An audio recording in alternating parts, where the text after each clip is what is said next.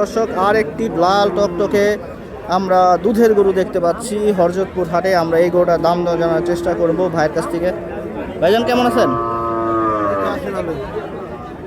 কোথা থেকে আনছেন এই গরুটা?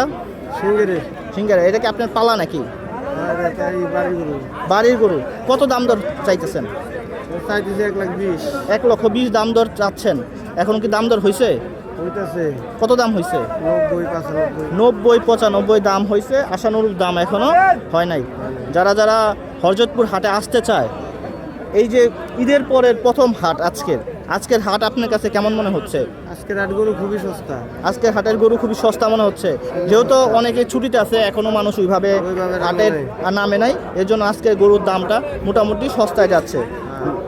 দর্শক, আমরা এক ব্যাপারী ভাইয়ের সাথে কথা বললাম। আপনারা দেখলেন যে আজকে হাটের বাজারের বর্তমান কী অবস্থা। আরও পরবর্তী ভিডিও পেতে আমাদের চ্যানেলটি সাবস্ক্রাইব করে রাখুন। ধন্যবাদ সবাইকে, ভালো থাকবেন। আচ্ছা, আসসালামু আলাইকুম।